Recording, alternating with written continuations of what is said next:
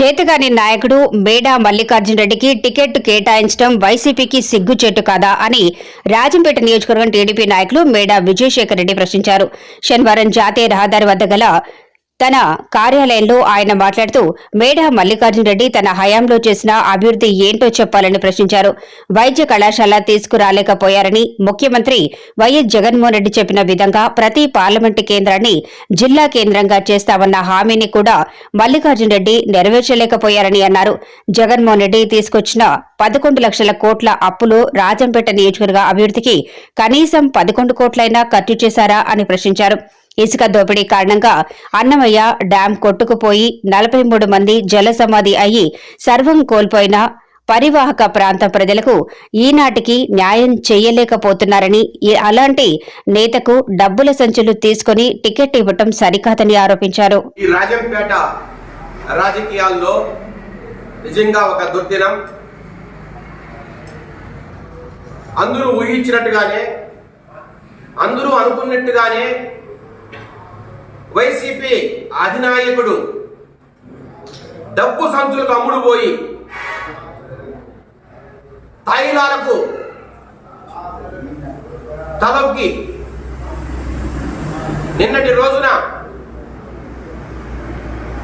మా ప్రియతమ యువనేత నారా లోకేష్ గారు ముద్దుగా పిలిచే చేతగాని మల్లికార్జున రెడ్డి గారికి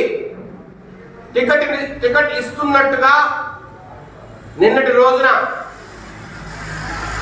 రాజంపేటలో కానీ అట్లాగే సోషల్ మీడియాలో కానీ పెద్ద ఎత్తున ప్రచారం జరుగుతోంది. ఆ ప్రచారమే నిజమైతే నిజంగా జగన్మోహన్ రెడ్డి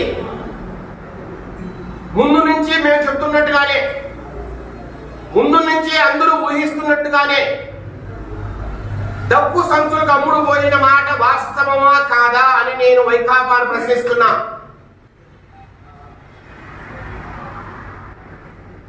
ఈ చేతగాని మల్లికార్జున రెడ్డి ఈ రాజంపేటకి ఏమి చేశాడో, ఏం ఒరగబెట్టాడని మీరు టికెట్ ఇస్తున్నారో మాకు అర్థం కావట్లే. ఈ చేతగాని మల్లికార్జున రెడ్డి మీరు ఏం చేసినా సైలెంట్ గా ఉంటాడనా? ఈ చేతగాని మల్లికార్జున రెడ్డి మీరు చెప్పే ప్రతి మాటకు తలుపుతాడనా? ఈ చేతగాని మల్లికార్జున రెడ్డి రాజంపేటకి ఎంత అన్యాయం జరిగినా మిమ్మల్ని ఎదిరించరనా? ఈ చేతగాని మల్లికార్జున రెడ్డి ₹1 మీరు అభివృద్ధికి డబ్బులు ఇవ్వకపోయినా రాజంపేటను అసలు ఈ రాష్ట్ర పటంలో ఉందా లేదా అనే అనుమానం కలిగేంతగా మీరు ప్రవర్తిస్తున్నా ఈయనేమి మీ గురించి నెగిటివ్ గా మాట్లాడారా? దేనికోసం ఈ రోజు ఈ చేతగాని మల్లికార్జున రెడ్డి గారికి మీరు టికెట్ ఇస్తున్నారో సమాధానం రాజంపేట ప్రజలకు చెప్పి తీరాలని కూడా ఈ సందర్భంగా మేము డిమాండ్ చేస్తున్నాం. అందుకే అంటున్నా, ఈ రాజంపేట రాజకీయాల్లో నిన్న ఒక చీకటి రోజు. ఆయన ఈ మధ్యకాలంలో ఒక 2 రోజుల కిందట ఒంటిమిట్టలో ఒక సమావేశంలో కొన్ని మాట్లాడారు.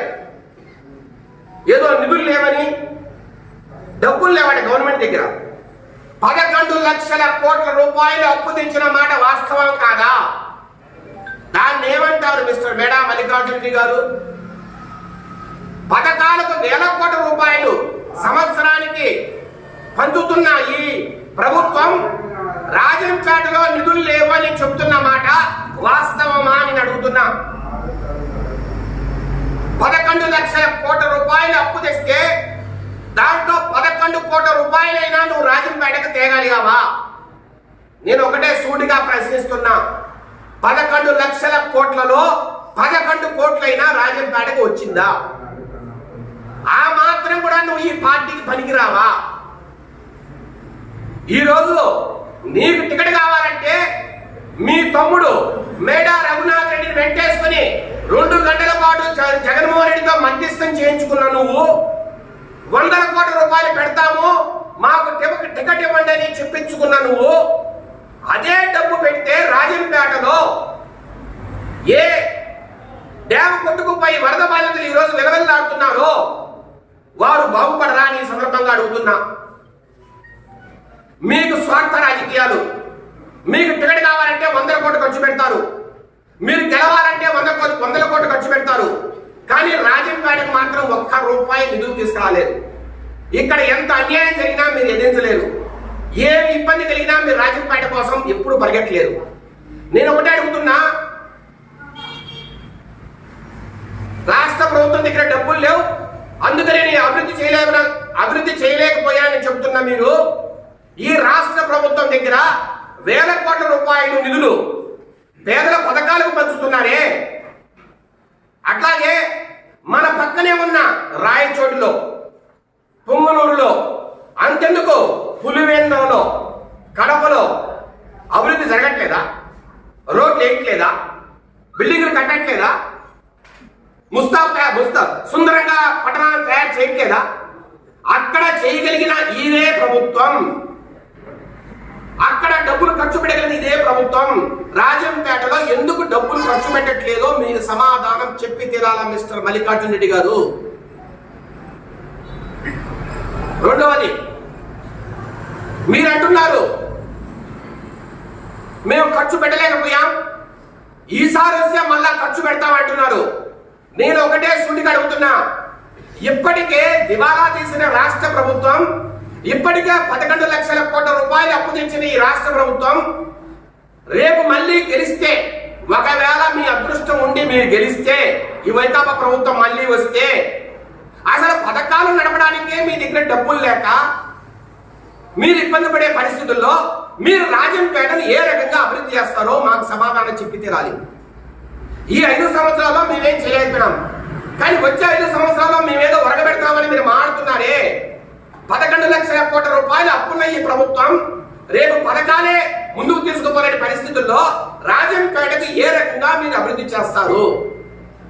అన్నమయ్య డ్యాం కొట్టుకుపోయి నిర్వాసితులు ఈ రోజు గుడారాల్లో నివసిస్తుంటే వారికి ఇల్లులు కట్టలేని ఈ ప్రభుత్వం రేపు మీరు మళ్ళా గెలిస్తే ఏ రకమైన అభివృద్ధి అక్కడ చేస్తారో మాకు సమాధానం చెప్పి తీరాలి. ఎట్లా మిమ్మల్ని ప్రజలు నమ్మాలి?